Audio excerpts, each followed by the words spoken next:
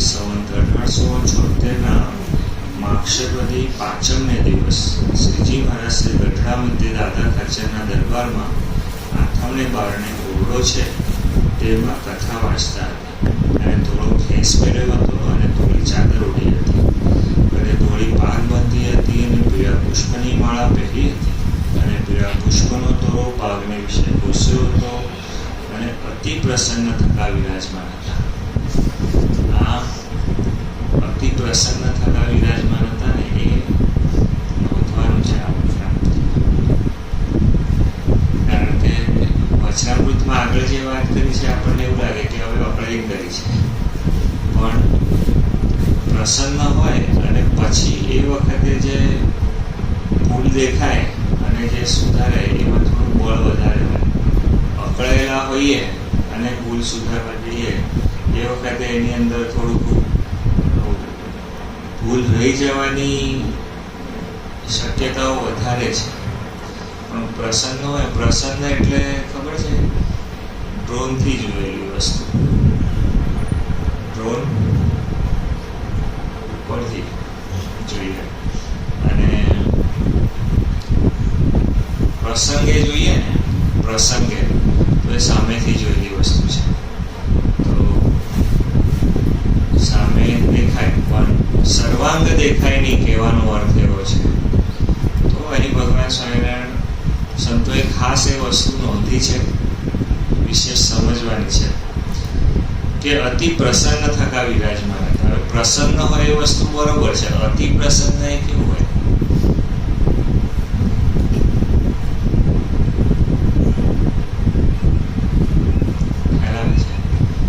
વસ્તુ વિચારવાની છે કે પ્રસન્ન હોય ને તો મરક મરક હશે, બરોબર ને? પ્રસન્ન, અતિ પ્રસન્ન હોય ને ત્યારે હું તમને એવું કહું છું કે બોલ તારે શું જોઈએ છે, એવું જ્યારે બોલે ને ત્યારે એવું સમજવાનું કે અતિ પ્રસન્ન છે.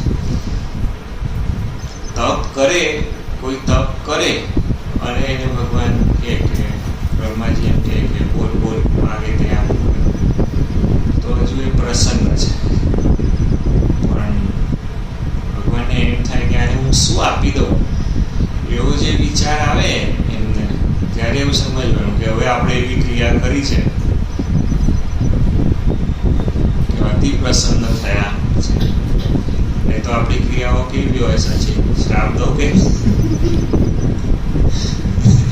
એવી ક્રિયાઓ આપણે કરતા હોય.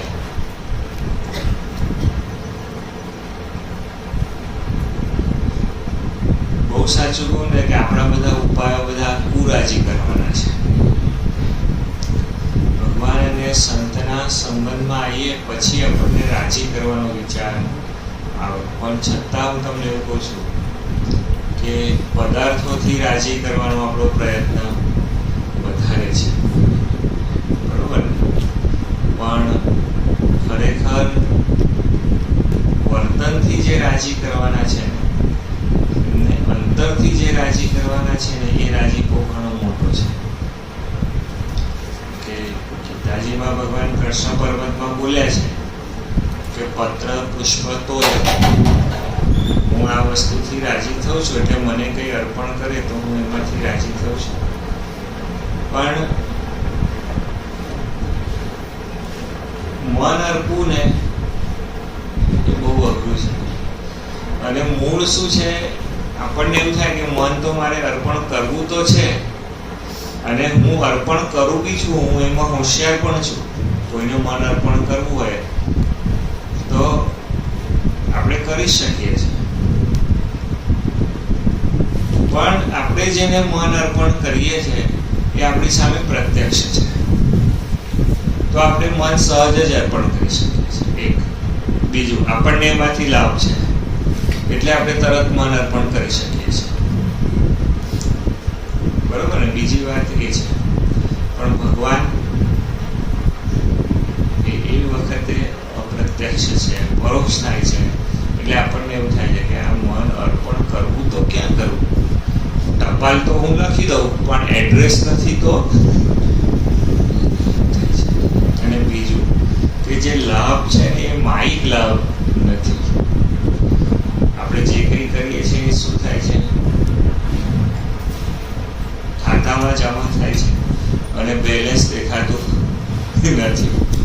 એટલે આપણું મન સંશય કરે છે.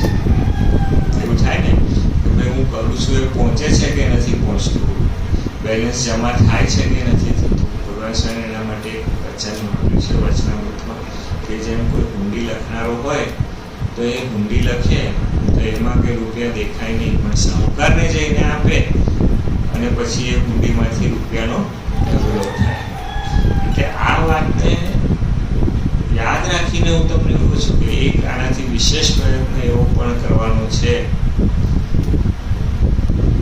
ખાતામાં પૈસા પડ્યા હોય પછી જેમ જેમ પ્રસંગ પડે એમ એમ આપણે પ્રસંગ પડે એટલે વાપરે તો જમા શાના માટે કરે છે?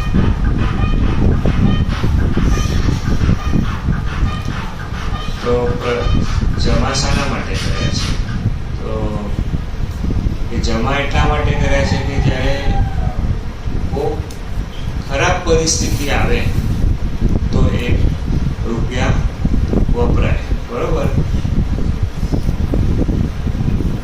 પણ આપણને વારે વારે વારે વારે ખરાબ પરિસ્થિતિ આવે છે તો પછી બેલેન્સ ઝીરો થઈ જાય.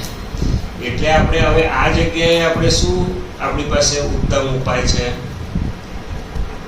કે મારા માટે ક્યારે બેલેન્સ વાપરવું જોઈએ અને ક્યાં વાપરવું જોઈએ એ શ્રીજી મહારાજ તમે નક્કી કરજો. નહીં તો શું આપણે ભજન કરીએ અને એનું મૂલ્ય માગી લેતા હોઈએ છીએ.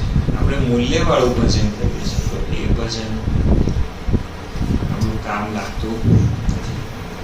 કંઈ બી થાય એટલે કે ભગવાન રક્ષા કરશે, ભગવાન રક્ષા કરશે. રક્ષા કરે જ. શ્રીજી મહારાજનો સ્વભાવ છે કે જેમ વર્ણન સ્વામી મહારાજ શું વાત કરે છે, પાપણ આંખની રક્ષા કરે. બોલો, આ ઉદાહરણ શોધી નાખવું પણ બહુ મોટી વાત છે.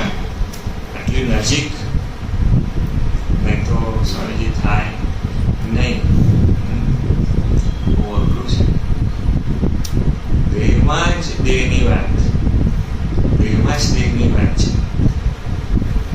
આપણને ખરેખર હેડી જેડી થવાની હોય તો પણ એમ તમે જોજો, આમ આપણે આમ કરીએ છીએ તો હાથ તૂટે તો ભલે તૂટશે પણ માથું નહીં તૂટવું જોઈએ. એવું કેવું ખબર છે માથાને, હે ને? પાપડનું પણ એવું છે.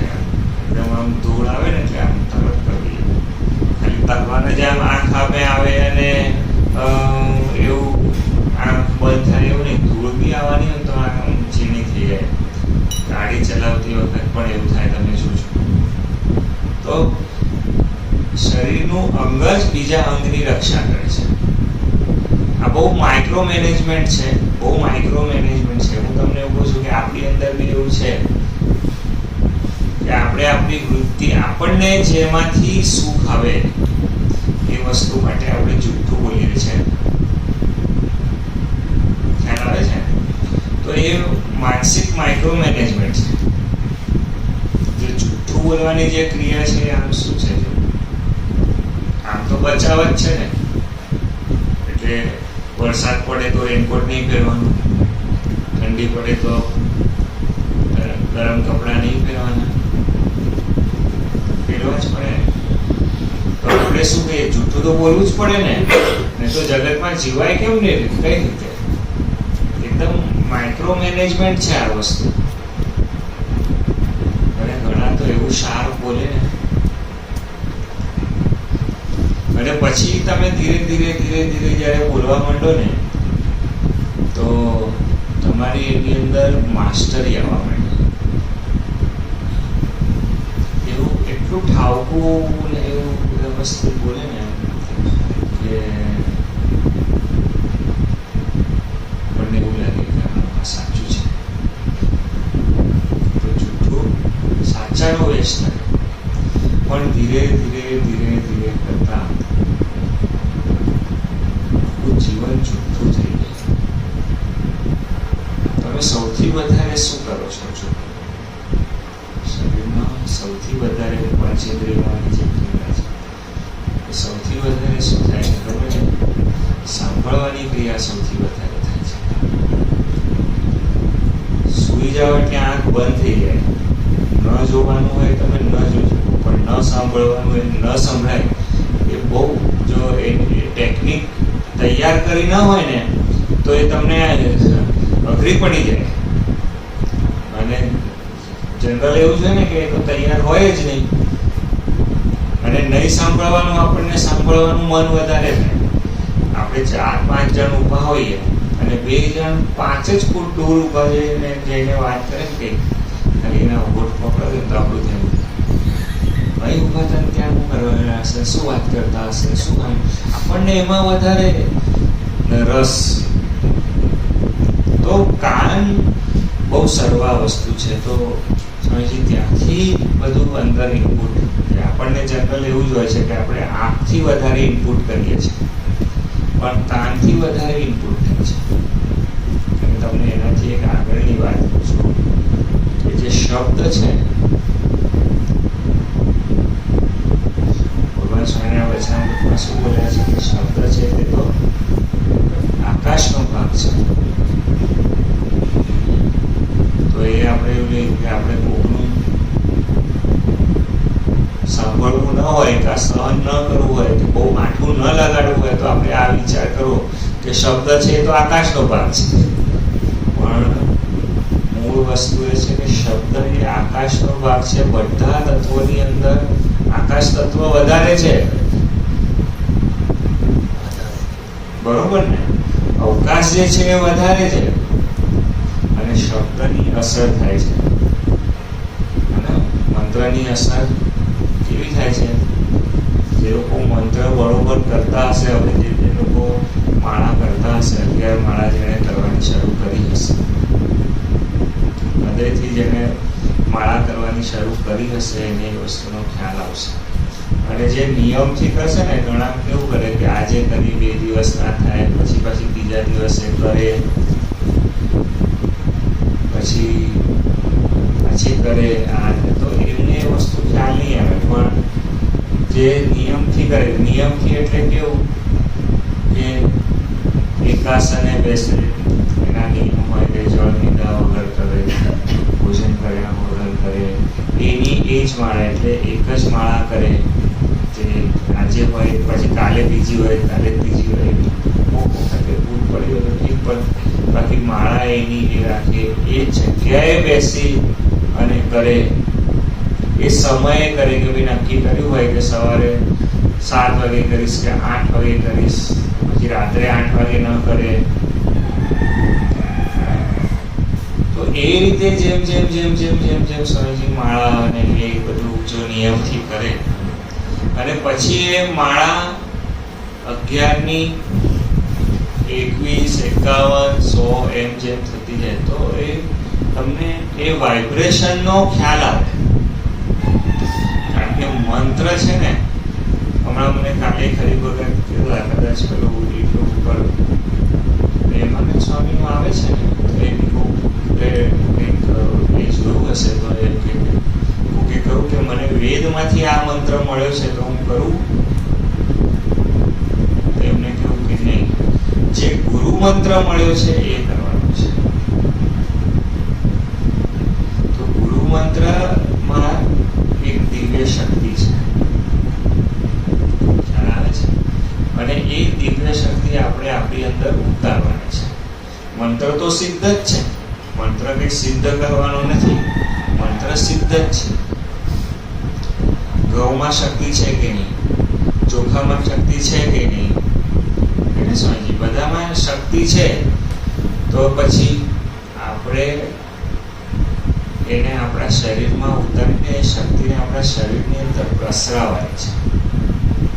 તો મંત્રમાં એ સામર્થ્ય છે. તો જો શબ્દ છે, મંત્ર પણ એક પ્રકારનો શબ્દ છે, તો એ શબ્દ આપણે જ્યારે આપણા કાનમાં જઈએ ને, ગુરુએ આપણને આપ્યો તો કે આમ લખીને નથી બતાવ્યો. આપણી ત્યાં એવી પરંપરા નથી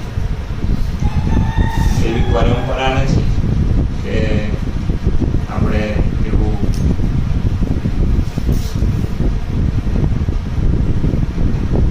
આપણે ગુરુ આમ બતાડે પાટી પર લખીને અને પછી આપણે વાંચીએ. આપણને નેત્રથી મળેલો મંત્ર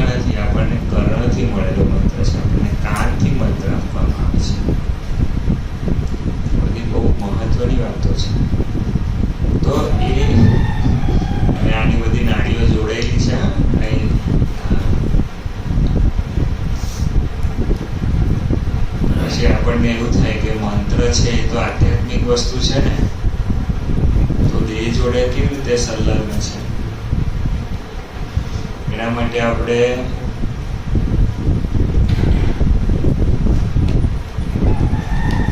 પ્રાણાયામનો જે સિદ્ધાંત છે એ સમજવો પડશે. પછી આપણે કોઈક વખત એની વિસ્તારે ચર્ચા કરીશું. પણ એ જે મંત્ર છે એ જે કર્ણ દ્વારા આપણને આપણા હૃદયને વિષય ગયો છે એનો સ્વામીજી જેને જાપ થાય, તો જો મંત્રની અસર થતી હોય તો બીજા શબ્દોની પણ અસર થાય કે ના થાય? તમે જો નેગેટિવ બોલ્યા, તમે જ, કારણ કે શું થાય છે, તમે જે બોલો છો એ તમે પણ સાંભળો છો. અને આપણે એવું 10 વાર વિચાર કરીએ કે આ નહીં થાય, આ નહીં થાય, આ નહીં થાય, પછી આપણે 4 ભાઈબંધોમાં કે એની અંદર બેસીને બેઠા હોઈએ, પછી એમ કે હારું આ નહીં થાય મારાથી, આ નહીં થાય, તો મન નિશ્ચય શું કરશે કે હવે આનાથી થવાનું નથી, અને પછી એ ક્રિયા આપણાથી થાય. એટલે શું વાણીની અંદર વિવેક શું જોઈએ છે કે આપણે બોલતી વખતે એ વસ્તુનું ધ્યાન રાખવાનું છે. ખ્યાલ આવે છે કે આ મારે શું બોલવાનું છે અને શું નથી બોલવાનું. આપણે તમને જોજો, આપણને સૌથી વધારે અને મનુષ્ય જે જાતિ છે એને નેગેટિવ એપ્રોચ બહુ ગમે છે. નહીં એમ ખરેખર તમે એવો વિચાર કરો કે જે લોકોએ સાધનો શોધ્યા, વીજળીથી માંડીને મશીન સુધીની બધી જ વસ્તુઓ, જે લોકોએ સાધનો શોધ્યા, એ લોકોએ એમના જીવનની અંદર ખરેખર બહુ મોટો એક વિકાસ કર્યો, એને માનવ જાતિને કંઈક આપ્યું, બરોબર. અને આપણે એ સાધનો આયા પછી એ સાધનોનો ઉપયોગ શું કર્યો? એ સાધનનો ઉપયોગ આપણે શું કર્યો? કે આળસ કરવા માટે એ વસ્તુઓનો ઉપયોગ આપણે એ રીતે કર્યો. પહેલા પંખો હાથથી ઝીલાતો હતો, અને એ અવસ્થા શું થઈ ગઈ કે પંખો ચાલુ રહી જાય. એક જણ પ્રવાસે ગયા અને ઘરને લોક માર્યો, આ તે બધું થયું, અને 7 દિવસે પાછા આવ્યા ત્યારે ખબર પડી કે પંખો તો ચાલુ રહી ગયો હતો. તો યંત્રનો અર્થ શું થયો કે ખરેખર જેને શોધનાર હતો એને આપણા સુખ માટે શોધ્યો હતો, આપણી સહાય કરવા માટે શોધ્યો હતો, આપણને હેલ્પ કરવા માટે શોધ્યો હતો. પણ આપણે એનો ઉપયોગ શું કર્યો? જય સ્વામિનારાયણ. તો ભગવાને આપણને બુદ્ધિ શક્તિ જે આપી છે, શાના માટે આપી છે? આપણો વિકાસ થાય એના માટે. આપણે બુદ્ધિ શક્તિનો પ્રયત્ન શું શાના માટે કરીએ છીએ? કે સારામાં સારું સુવા મળે. કોકનો બર્થડે હોય ને આપણે કે પાર્ટી કઈ, કોકનું સારું થયું નથી કે લાવ બેટા. આપણી બુદ્ધિ એક જ વસ્તુમાં ચાલે છે, અને આ બુદ્ધિનો ઉપયોગ કરીને ભગવાને આપી બુદ્ધિ સારા માટે આપી, અને આપણે એનો ઉપયોગ આખો બીજી વસ્તુ માટે કરીએ છીએ. એટલે ભગવાન સ્વામિનારાયણ એ જે વાત છે ને, ત્યાં આ વચનામૃતનો ખાસ ઉપયોગ. એટલે ભગવાન પ્રસન્ન છે. પ્રસન્ન છે એટલે શું? ઘણી બધી વખત તમને ખબર છે કે ઘરની અંદર 50-60 વર્ષના વૃદ્ધ હોય ને, એ આપણને એવું લાગે કે આપણી વાતનો બહુ વિરોધ કરે છે. કેટલા જણને અનુભવ છે? પ્લીઝ જુઠ્ઠું નહીં બોલવાનું, બધાએ હાથ વ્યવસ્થિત ઊંચો કરવાનો, બરોબર ને? આપણને એવું લાગે કે વિરોધ કરે છે, અને એ વખત તો આપણને એવો ગુસ્સો આવે અને અંદર તો કોઈક જગ્યાએ આમ અંદર સંકલ્પ થઈ જતો હશે કે આ જાય જલ્દી ધામમાં. તો આમાં હું આંગળી નહીં ઊંચી કરાવતો, તો જુઠ્ઠું કરશે બધા, એવું થાય. પણ 10 વર્ષ 15 વર્ષ પછી એ જે વાતો છે એ આપણને સાચી લાગવા માંડે. અને હું તમને એવું પૂછું કે કદાચ ધીરે ધીરે એ પ્રમાણેનું જ વર્તન આપણાથી પણ થવા માંડે. કહેવાનો મારો ભાવાર્થ એ છે કે જે સાક્ષી ભાવે જોનાર વ્યક્તિ છે ને, ડ્રોનથી જે જોઈ રહ્યા છે ને, એને બરોબર ખબર પડે છે કે ભૂલ શું થઈ રહી છે. ભગવાન સ્વામિનારાયણ હમણાં ડ્રોનમાં બેઠા છે. પ્રસન્ન.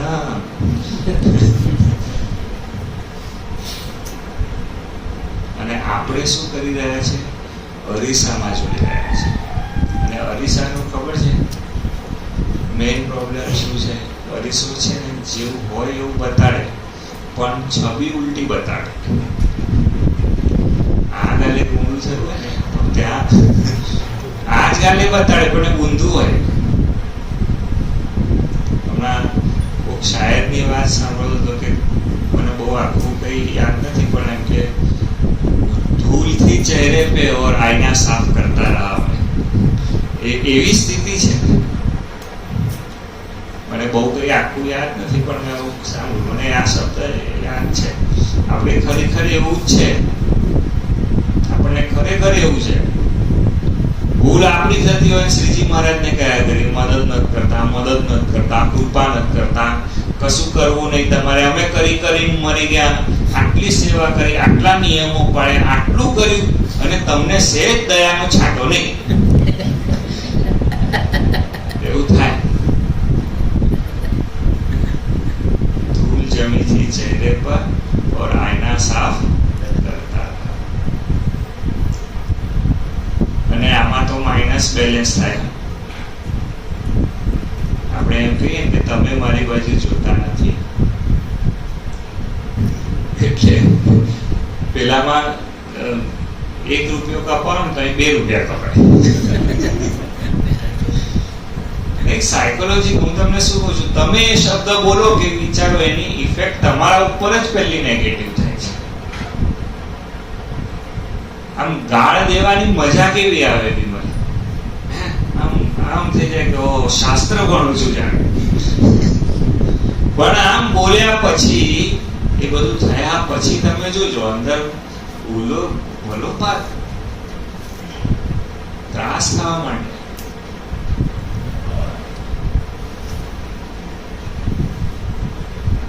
વાત સમજવાની છે, સિદ્ધાંતની વાત આ સમજવાની છે. ભગવાન સ્વામિનારાયણ એના માટે વાત કરી રહ્યા છે. એકદમ એના પર ને બાકી આખું વચનામૃત બહુ સુંદર છે. જ્યારે પહેલી વાર આ વચનામૃત, એટલે આખું વચનામૃતનું જે વખત મેં અધ્યયન કર્યું ને, એ વખતે ડેસ્ટિનેશનમાં આ વચનામૃત છે. આપણે રાખવું પડે એવું જ છે. મેં રાખ્યું છે એવું કહેવાનું કોઈ એ નથી. રાખવું પડે એવું જ છે. સિદ્ધાંતની વાત છે.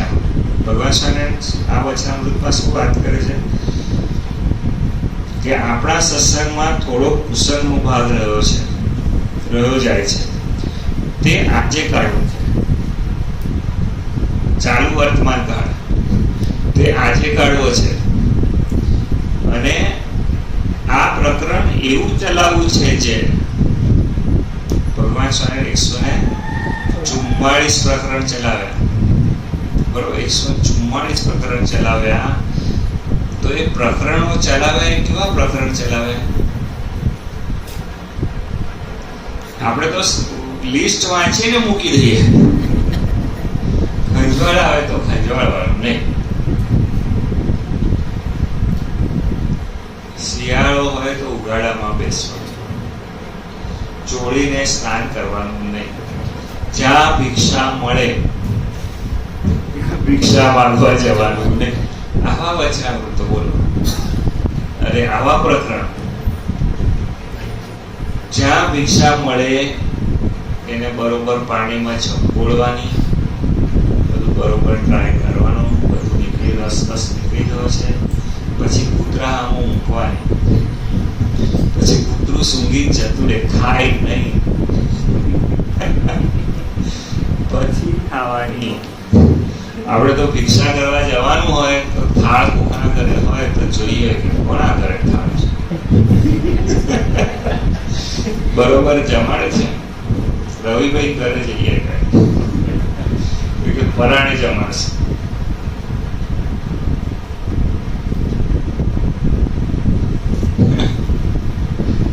તો 144 વાર થયેલા ભગવાન સ્વામિનારાયણ કહે કે આ પ્રકરણ એવું ચલાવવું છે. ભગવાન સ્વામિનારાયણ આ વાત પ્રકરણમાં લીધી છે.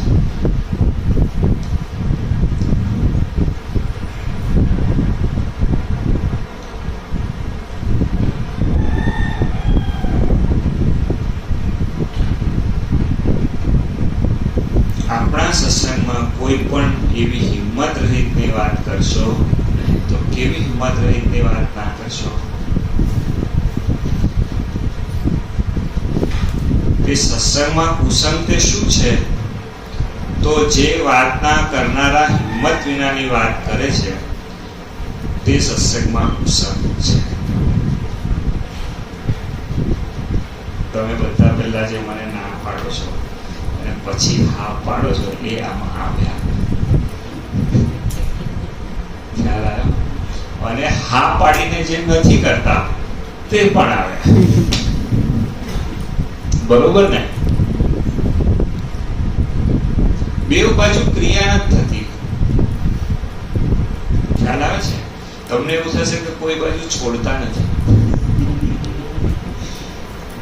પણ સ્વામીજી સાપ હોય અને આપણે ઘરમાં રહેતો હોય ને એ ઘરમાં ભરાણ હોય તો છૂટો મુકાય કે ઊંઘ આવે?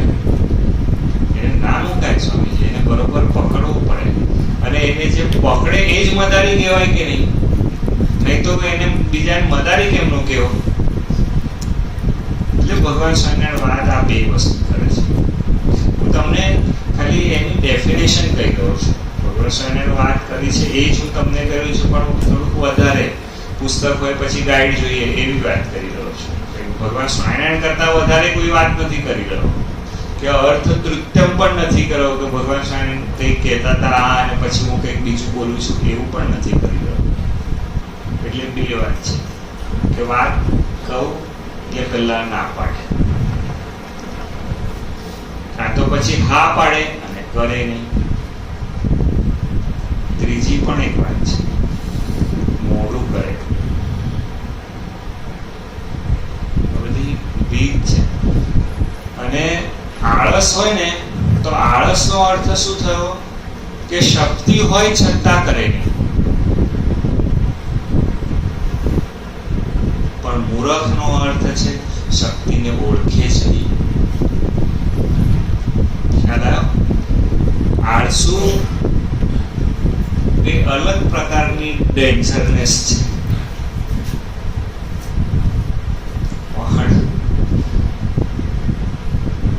મૂર્ખ કોને કહીએ? અને એટલા માટે આપણને આશરો જોઈએ કે એ એમ કહે કે તારાથી થશે તો આપણને એ વાતમાં વિશ્વાસ આવે.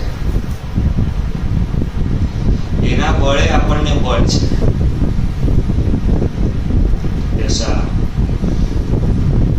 તો ના થાય. પરમાત્મા છે ને આપણે આત્મા છે.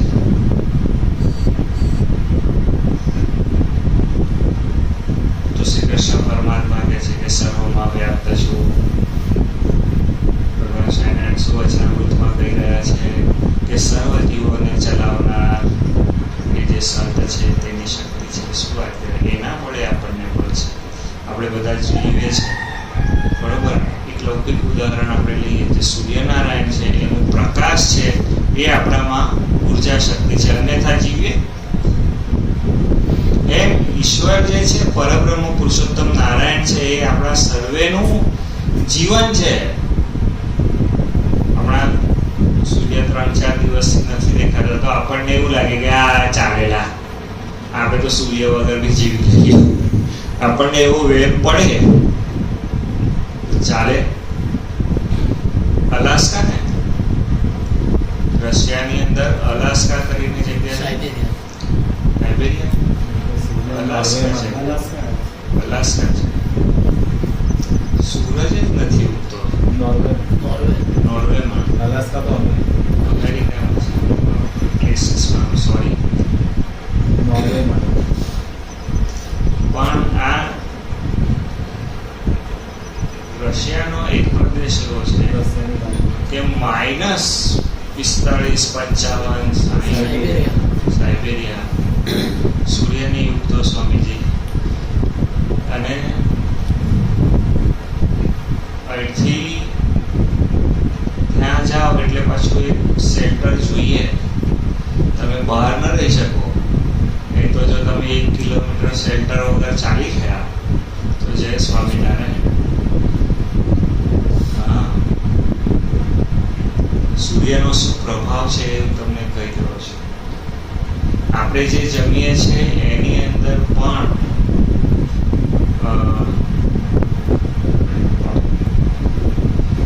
અનાજ જે છે કે કોઈ પણ જે લોકો જે ખાતા હોય એટલે પાણી, પણ અનાજની અંદર પણ પ્રકાશ સંશ્લેષણની ક્રિયા દ્વારા સૂર્યની શક્તિ ઉતરી હોય. એટલે એ જ્યારે આપણે કરીએ ત્યારે સૂર્યની શક્તિ આપણામાં આવે છે. આપણે ડાયરેક્ટ સૂર્યની શક્તિ લઈ શકતા નથી. હું હમણાં વિજ્ઞાનનો પીરિયડ નથી ચલાવતો, પણ ખાલી કહી રહ્યો છું કે જે ભગવાન છે એ જ આપણા ઉર્જાનું સ્ત્રોત છે. આપણને એમ લાગે કે નથી, આપણી બધી સૌથી વધારે ફરિયાદો ભગવાન તરફ જ હોય છે. જેની જોડે આપણને ન ફાવે ને એની જોડે આખી જિંદગી રહીએ, એની જોડે બધું સહન કરીએ, એને બધું સમજી લઈએ, એની બધી સેવા કરીએ, XYZ બધાએ બધે રીતે હસી લેવું છૂટ છે. પણ જેના વતે આપણું જીવન ચાલે છે એની જોડે આપણે સહેજ બી કોમ્પ્રોમાઇઝ કરવા તૈયાર નથી. ભગવાનની વાત કરું છું. પછી એ વખતે આપણને નાસ્તિક ભાવ આવી જાય, એ વખતે આપણને અભાવ આવી જાય, એ વખતે આપણને ન શું આવે.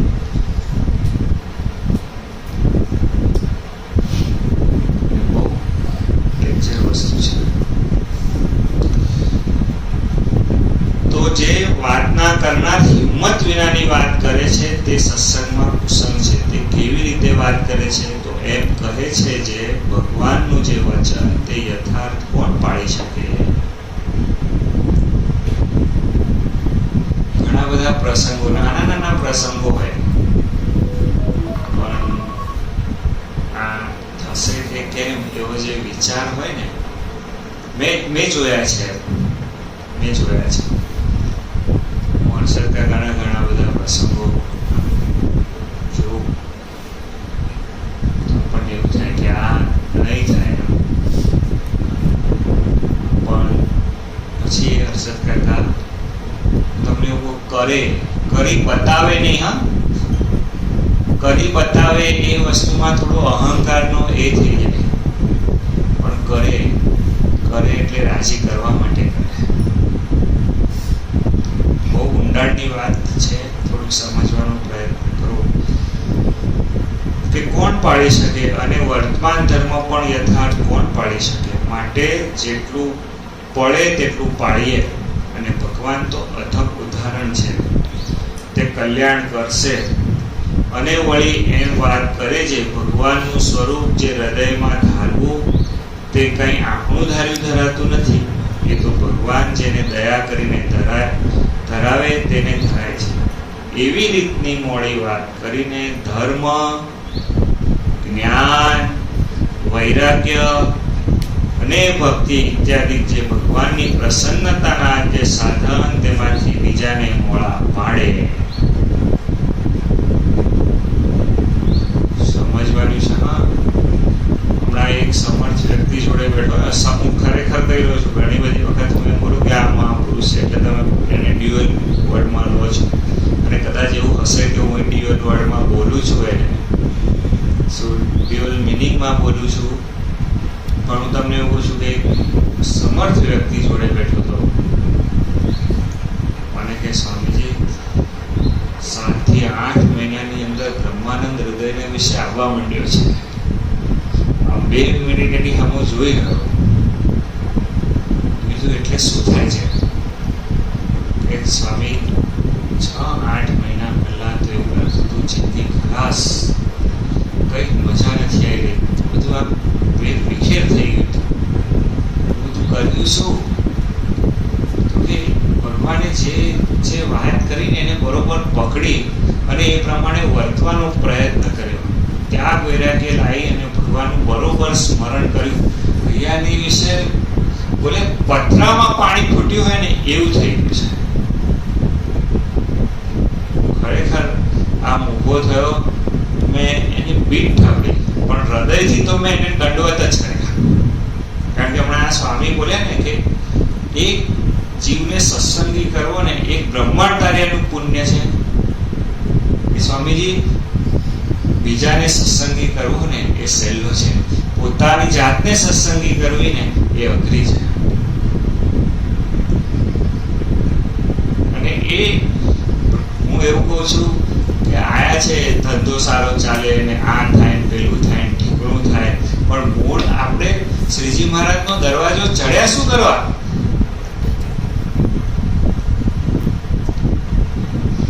એ સ્ટેપ આપણે લીધા શું કરવા?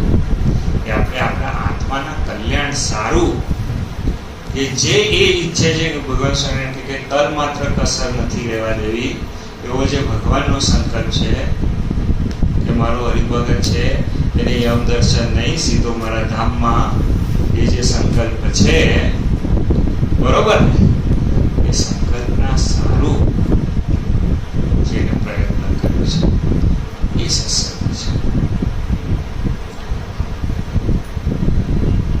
બહુ મજાનું વચનામૃત છે, બહુ મસ્ત એની ચર્ચા નિરૂપણ, બેસીએ તો મજા આવે. ઘણી બધી આંટીઓ છૂટી જાય, ગળ પડી હોય હે ને તો છૂટે એવું વચનામૃત છે. અને ખરેખર મજા આવે. હું તમને એવું કહું છું કે હિંમત રહિતની વાત ન કરવી ને એમાંથી હિંમત આવે એવું આ વચનામૃત છે. તો આપણે ફરી વાર એક દિવસ તમે મને માઇક આપી દે 10 થી 12 જય સ્વામિનારાયણ, બરોબર? આવતા રવિવારે છો? હા બસ મને આપી દેજો.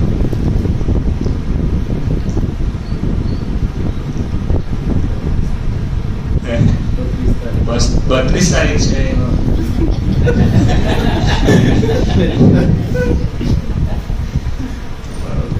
32 તારીખ શ્રી પટેલ શ્રી ધર્મ સર્વદેવેશ્વર